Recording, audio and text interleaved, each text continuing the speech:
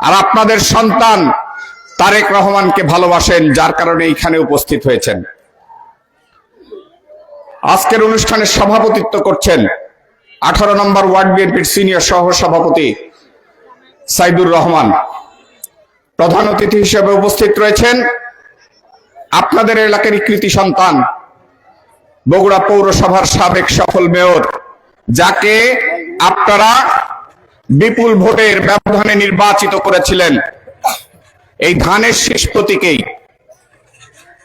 উনি হচ্ছেন বগুড়া জেলা বিএনপির সভাপতি রেজাউল করিম বাদশা ভাই সহ উপস্থিত আপনাদের এলাকার অনেক কৃতি সন্তান যারা বিএনপির নেতৃত্ব দিয়ে আসছেন। আর আমি নিজেও আপনাদেরই সন্তান, কারো ভাই, কারো ভাতিজা, এইভাবে। তো যাই হোক, আজকে আপনারা উপস্থিত হয়েছেন কেন, আমার প্রশ্নের উত্তর দেবেন। আমি যতটুকু বলি ততটুকু একটু বলবেন। কেন উপস্থিত হয়েছেন? ধানের শীষের জন্য। ধানের শীষের জন্য, অর্থাৎ আগামী 12ই ফেব্রুয়ারি অর্থাৎ 12 তারিখে আপনারা আপনাদের সন্তান তারেক রহমানকে ধানের শীষে বিপুল ভোটে বিজয়ী করে বাংলাদেশের প্রধানমন্ত্রী নির্বাচিত করবেন, ঠিক কিনা? এখন বিগত সময়ে আপনারা যেরকম আপনাদের পুত্রবধূ খালেদা জিয়াকে অনেক ভোট দিয়ে বাংলাদেশের প্রধানমন্ত্রী নির্বাচিত করেছিলেন, ঠিক একই রকম ভাবে আপনাদের আবারও সেই 12 তারিখে আপনারা ভোট দিবেন ধানের শীষে। কেন ভোট দিবেন? আপনাদের ভোটে বাংলাদেশের প্রধানমন্ত্রী নির্বাচিত হন। আর এইবার আপনাদের ভোটে আপনাদেরই সন্তান, আপনাদেরই ভাই বাংলাদেশের প্রধানমন্ত্রী নির্বাচিত হবে ইনশাআল্লাহ। আর যদি আপনাদের ভাই, আপনাদের সন্তান আপনাদের ভোটে, আপনাদের দোয়ায় বাংলাদেশের প্রধানমন্ত্রী নির্বাচিত হয়, তাহলে বিগত সময়ে উনি যেরকম বগুড়ার উন্নয়ন করেছেন, ঠিক একই রকম ভাবে উনি যদি প্রধানমন্ত্রী হন, তাহলে বগুড়ার মানুষের, বগুড়ার আরো উন্নতি হবে, আরো উন্নয়ন হবে, যেটা বিগত 18 বছরে বগুড়ার মানুষ দেখে নাই। আপনারা বলেন, আপনাদের সন্তানদের, আপনাদের ভাইদের, আপনাদের মেয়েদের কি চাকরি হয়েছে বিগত সময়ে? চাকরি হয় নাই, শুধুমাত্র একটি কারণে, সেটা হচ্ছে আমরা বগুড়ার মানুষ, বিএনপির মানুষ, ধানের শীষের মানুষ। আগামী 12 তারিখ সুযোগ আসছে, আপনারা সকলেই সকাল সকাল ভোট সেন্টারে গিয়ে ধানের শীষ প্রতীকে ভোট দিয়ে তারেক রহমানকে অর্থাৎ আপনাদের সন্তানকে ভোট দিয়ে বাংলাদেশের প্রধানমন্ত্রী নির্বাচিত করে আপনাদের দাবি, আপনাদের অধিকার প্রতিষ্ঠা করবেন ইনশাআল্লাহ। খোদা হাফেজ, বাংলাদেশ জিন্দাবাদ। সকলকে ধন্যবাদ।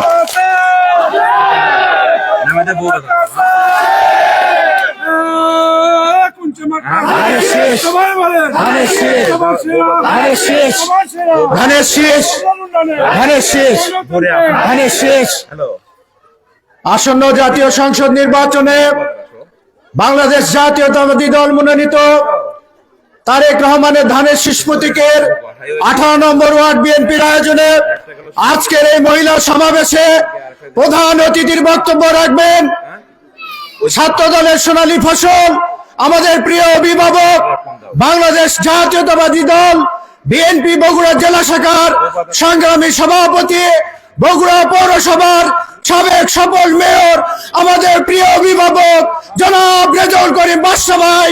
জনাব রেজাউল করিম বাদশা ভাই এখন আপনাদের সামনে বক্তব্য রাখবেন।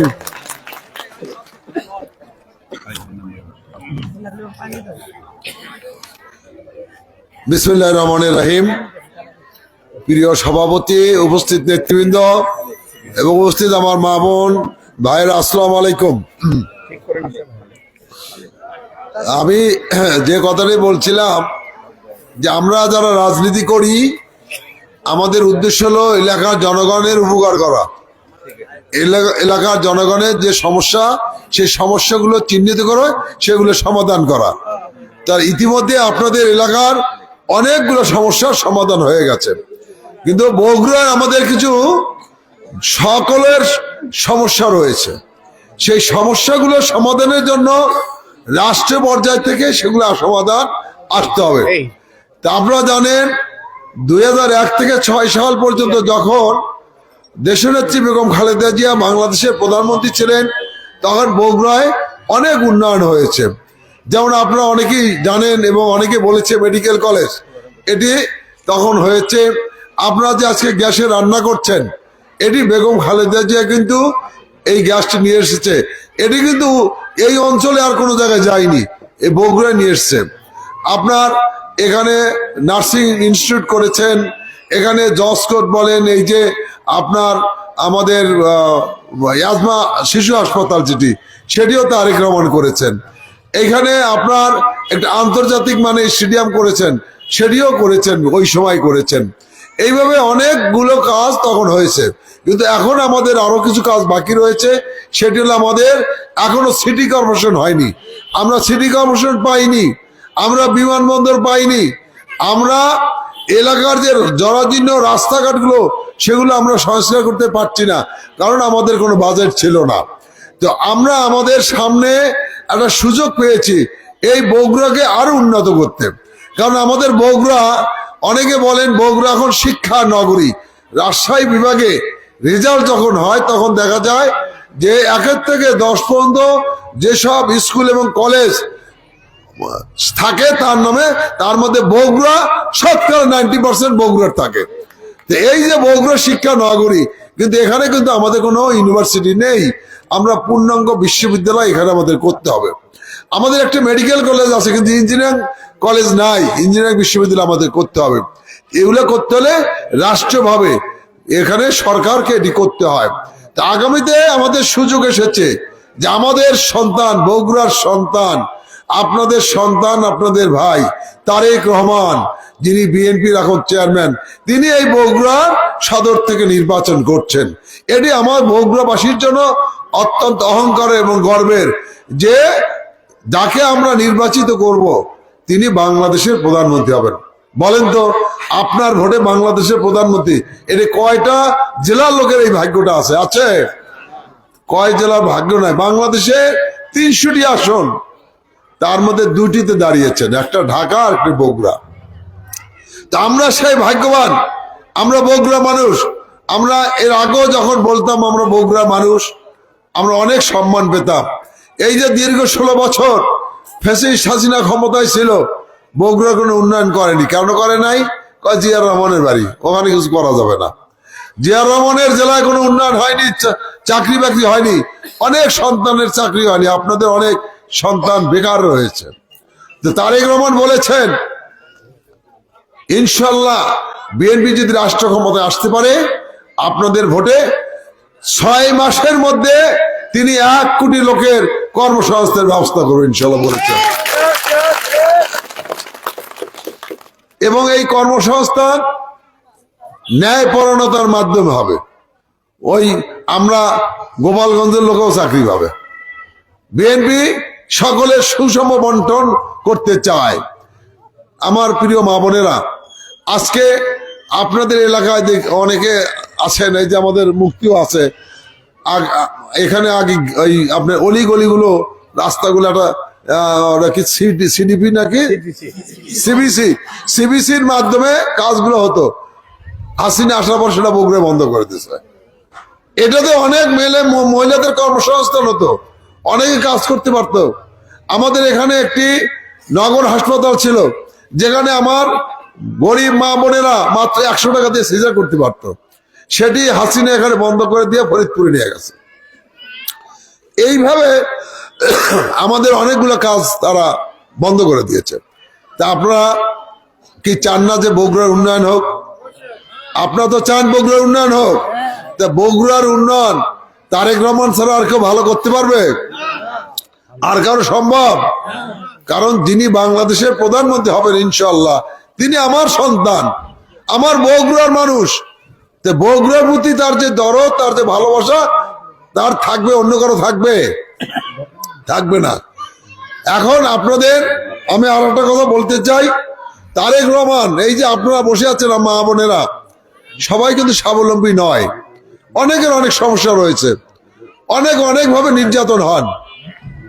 সেইখানে তারেক রহমান বলছে প্রত্যেক ঘরে ঘরে আমি আমার নারী গৃহকর্ত্রী যারা থাকবে তাদেরকে একটি করে ফ্যামিলি কার্ড দেব।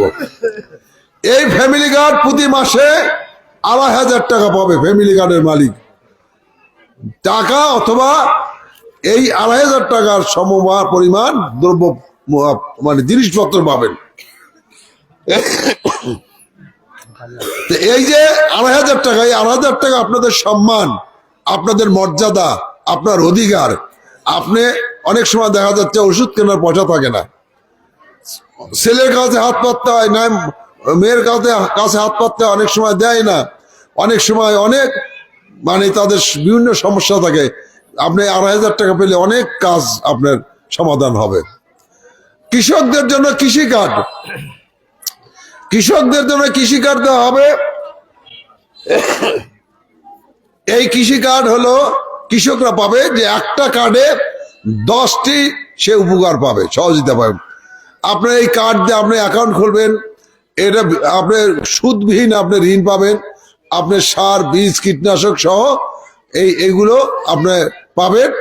এইগুলোর মাধ্যমে 10টি সেবা পাবেন এখান থেকে।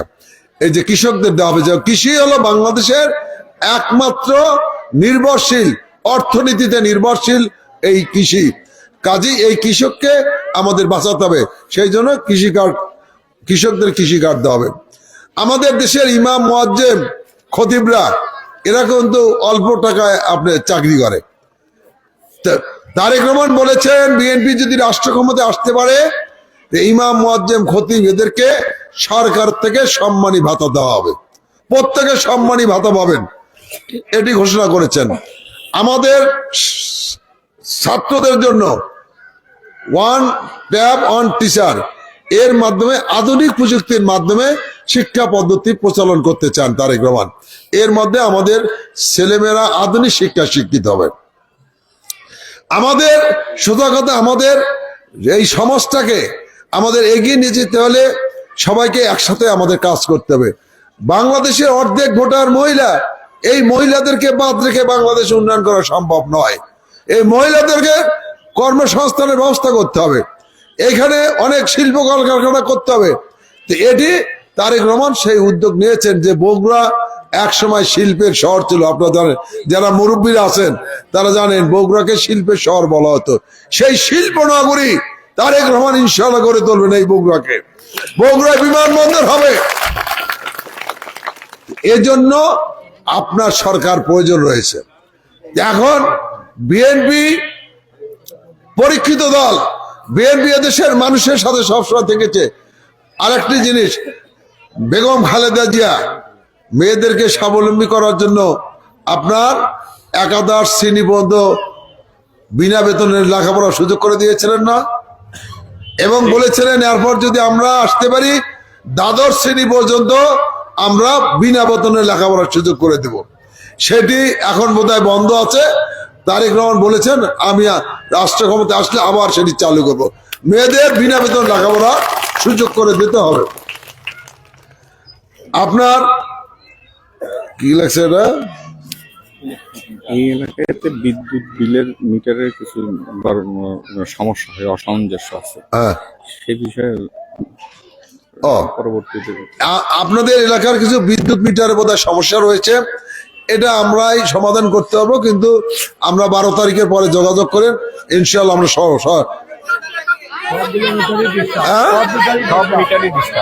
আচ্ছা একজন করে বলেন।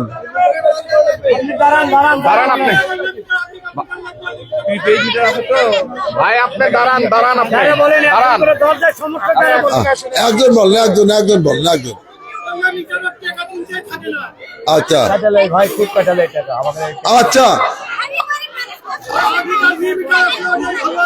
আচ্ছা, এটা হাসিনা করে থুয়ে গেছে, এখন নতুন সরকার আসলে ইনশাআল্লাহ আমরা এটা ব্যবস্থা নেব ইনশাআল্লাহ। আর একটা জিনিস বলতে চাই, মা বোনের আমার, এই যে আমরা বললাম ফ্যামিলি কার্ড দিয়ে আমরা প্রতি মাসে 2,500 টাকা দেব, কৃষি কার্ড দেব, এটা সরকার যখন রাষ্ট্রীয় ক্ষমতায় যাবে তখন সরকার এটা করা সরকারের পক্ষে সম্ভব, এটা অসম্ভব না, সম্ভব। এবং সেই জন্যই তারা ঘোষণা দিয়েছেন। কিন্তু আমাদের কিছু দল আছে, তারা তো জান্নাত দিয়ে দিচ্ছেন ভাই, জান্নাত দিয়ে দিচ্ছেন, এবং তারা ভেস্তের টিকিট দিয়ে দিচ্ছেন। এখন তারেক রহমান সেদিন বলেছেন, আপনারাও দেখেছেন, আমরাও বলি যে জান্নাতের মালিক কে? আল্লাহ ছাড়া কেউ জান্নাত দেওয়ার মালিক আছে? তো ওরা কেমন করে জান্নাত দেয় ভাই? এরা ইসলামের নামে প্রতারণা করছেন। আমরা যেটা পারবো সেইটা আমরা বলছি, যে আমরা এলাকায় উন্নয়ন করব, এলাকার মানুষের সমস্যার সমাধান করব। জান্নাত তো আমরা দিতে পারবো না ভাই। জান্নাত আপনাকে অর্জন করতে হবে, আপনার ইবাদতের মাধ্যমে, আপনার কর্মের মাধ্যমে আপনাকে জান্নাত অর্জন করতে হবে। এইটা কেউ দিতে পারবে না। আপনি সারা জীবন ইবাদত বন্দিগি নাই, রোজা নামাজ নাই, আপনার অন্যায় অবিচার করলেন, আর একটা ভোট দিলেন, জান্নাতে চলে গেলেন? বলেন এটা সম্ভব? এইভাবে মানুষকে ধোঁকা দিচ্ছে তারা। এদের থেকে আমাদের সাবধান থাকতে হবে, এদের থেকে সাবধান থাকতে হবে। আমরা এদেরকে 71 সালে দেখেছি। 71 সালে কিন্তু তারা এই বাংলাদেশ চায় নাই, এই বাংলাদেশের বিরুদ্ধে তারা ছিল। তা আমরা বলতে চাই, যারা 71 সালে বাংলাদেশের বিরুদ্ধে ছিল তারা বাংলাদেশের রাজনীতি করে কেমন করে? আমার তো এইটা হিসাবে আসে না। তো কাজে আমরা বগুড়ার মানুষ, আমাদের সন্তান তারেক রহমান, আমরা তারেক রহমানকে নির্বাচিত করব, সর্বোচ্চ ভোট দিয়ে আমরা নির্বাচিত করব। আমার মা বোনেরা খালেদা জিয়াকে ভালোবাসতেন, অত্যন্ত খালেদা জিয়াকে পছন্দ করতেন। খালেদা জিয়া যখন অসুস্থ ছিলেন অনেকে দোয়া করেছেন, খালেদা জিয়ার জন্য রোজা রেখেছেন, মানত করেছেন।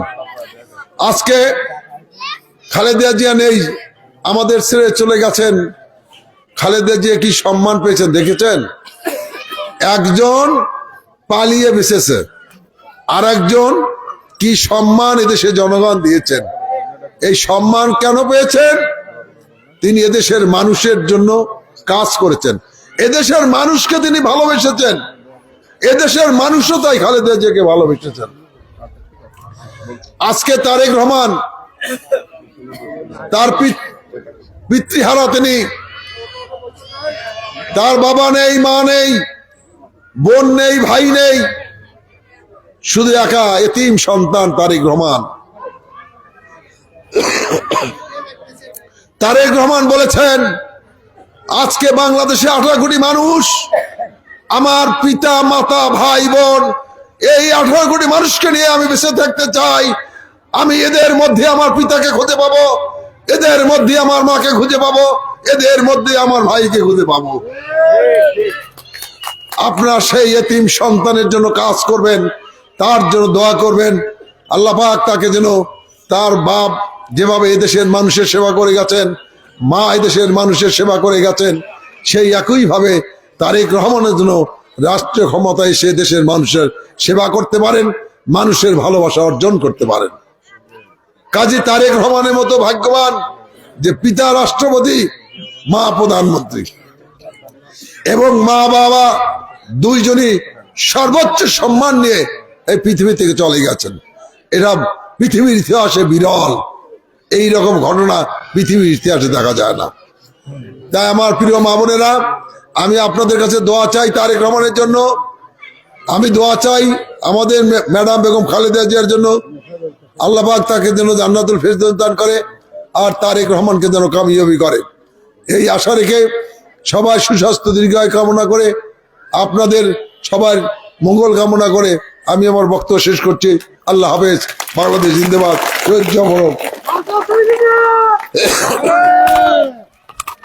ধন্যবাদ শ্রদ্ধেয় রেজাউল করিম বাদশা ভাইকে। এবার আমরা আজকের এই মহিলা সমাবেশে শহীদ রাষ্ট্রপতি জিয়া রহমান, মরহুম বেগম খালেদা জিয়া, আরাফাত রহমান কোকর আত্মার মাগফিরাত কামনা করে দোয়া করবেন। ওলামা দল বগুড়া সহসার সিনিয়র যুগ্ম সম্পাদক হাফেজ জাহিদ এবার দোয়া পরিচালনা করবেন।